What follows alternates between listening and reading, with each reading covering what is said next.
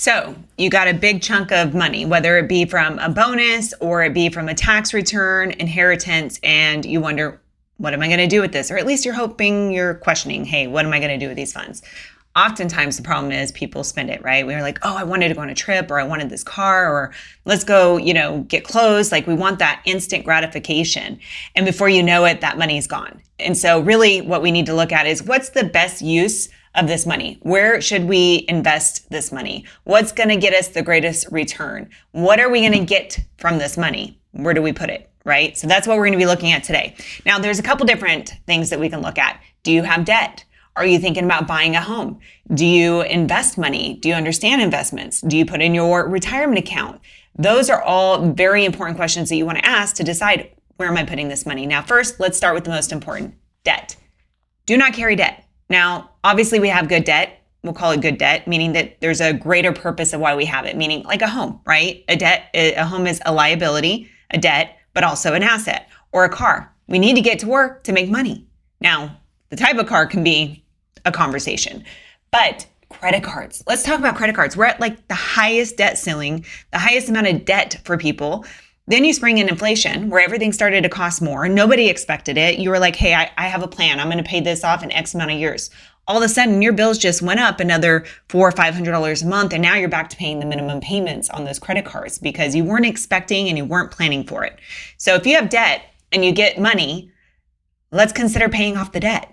Now let's talk about debts. Not all debts are the same as we had said. Now, if you have student loans with very low interest and maybe you're using them as an interest write-off, don't know that I would consolidate that debt. Every person is going to be different. You want to start with the debts that are not having a purpose or serving you or a higher interest rate. So what we want to do is look at all the debt. Where is all the debt? What is the interest rate that we have? And how much do we owe? So if you're looking at here on the screen, you can see this is the first top upper left. It shows the credit cards. So this is just a normal situation. Someone has, let's say, a credit card that they owe $4,400 on. It's a 21.99% interest rate. You don't realize your interest rate on these. It's a huge interest rates right now. I encourage you to log on, look at your interest rate on your credit card, and you will be shocked. And you can see here, minimum payment, let's say, is $81. You have another card that's $13,500, 19.99% interest rate, and let's say that you're paying $250 on it. It's crazy. If you continue to pay those payments, if you make the $81 payment and the $250 payment, and those are what your interest rates are, look at how much interest you're going to be paying by the time those are paid off. It's crazy. This is how the credit card companies make so much money because they anticipate that you're going to charge it even if you have a plan to pay it off, and then all of a sudden it's out of sight, out of mind because they're not sending you a disclosure every month that highlights and puts in bright colors of how much you paid them to hold the balance there because they're making money.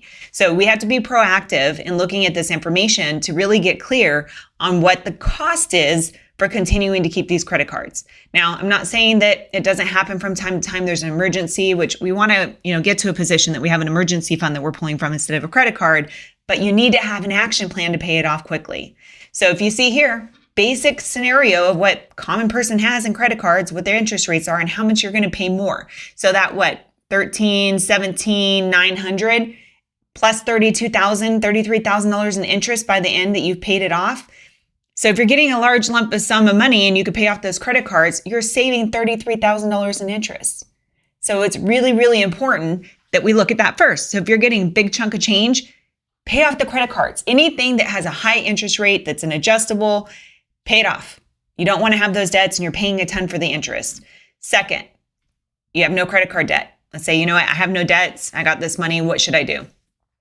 Well, you have a couple different options. Do you own a home? If you do, great. That's awesome. You're getting one of the biggest return on investments that you can. If you look at the top wealthiest people, you will see that the top wealthiest people and over 80% of people that carry most wealth, it's real estate. It has one of the biggest rate of returns that you can get in investments, and you need to have shelter over your head. So if you already don't have a home as your primary residence, then I would encourage you, let's create a plan and see how we can make that money work for you in building real estate and additional appreciation. As you can see here, this is just a basic scenario. Everybody's different. We can talk through yours, but somebody that's going to purchase a standard home, standard down, you can see just in 5 years how much net gain that they're going to end up getting from purchasing that home. Why? How?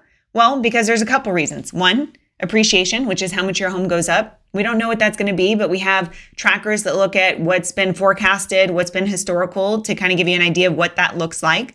There's never been a 10-year period where your home hasn't appreciated. We've had some downfalls like 2008 crash, which was kind of a one-off. If you look at it, it was just fraudulent lending, a lot of it, and overappraised homes. So that one doesn't take into account, but we've already refreshed. We've already gained appreciation from there. Also, part of your payment is your principal reduction, which means paying down your loan balance. So you make a payment. Part of that payment is going to pay down your loan, which is now the difference between your loan amount and how much your home is worth is called your equity, your forced savings in the home, right? So it's not money you can tap into every month, but if you were to sell your home, that's your money. So paying down your loan balance, the home appreciation, tax advantages, all of these things you have to consider. If you don't own a home, does it make sense for you? So buying a home would be an additional option that you'd want to consider if you come into money. Great opportunity. You don't need 20% down. A lot of people think, oh, I need to have 20% down to purchase a home to avoid mortgage insurance. Well, in a lot of cases, mortgage insurance is super cheap.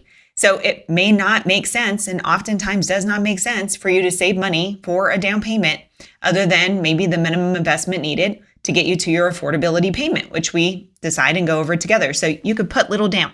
So if you come into money, look at considering purchasing a home, whether it's your primary or investment properties, a lot of different strategies around that. Also, you want to consider, well, I own a home. I'm happy in my home. It doesn't really need any upgrades or renovations. There's no delayed maintenance that needs to happen to the home. Right now we're not really in a position that we want to buy a rental property. Invest. Where are you going to invest it? Well, there's a couple different options. Whether you invest it into a 401k, maybe you have an employer that matches, you definitely want to be doing at least the minimum match. So if you have an employer that is matching your income, if you put 3%, they put 3%, put 3%. Go in, change your paycheck tomorrow, Tuesday. We're in a holiday.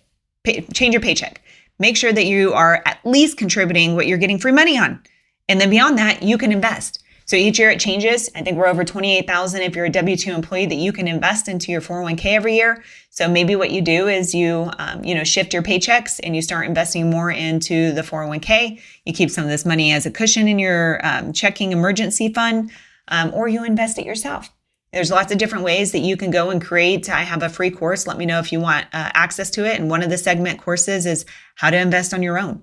So let's say you don't have enough money to meet with a financial advisor yet. And you're like, hey, I don't make enough money. I don't have enough money saved. I'm not getting a big enough amount that I think it makes sense to meet with a financial advisor yet. What should I do? We can give you some options that you can consider. S&P 500 is a basic one that you can invest into that's pretty conservative and consistent. And you can look at the history of that, show you how to go online, create your own account, do it yourself, monitor it yourself, and start that investments there. So look here on the left. So this is just showing you basic, let's just say that you are investing the money. So let's say that you get an initial $10,000, you invest it, and now you say, you know what, I'm going to not only just invest it, but I'm going to put an extra $100. So let's say that you invest $5,000, right? So you get $5,000, you invest that into a fund that gives you a 5% rate of return, which is pretty conservative. And you put an extra $100 a month. So you say, you know what, I'm going to invest the $5,000 and I am going to add another $100 to that. And you can see in 10 years how much money you're going to have. So just in 10 years, only $100 a month with your initial investment of $5,000, your return on investment.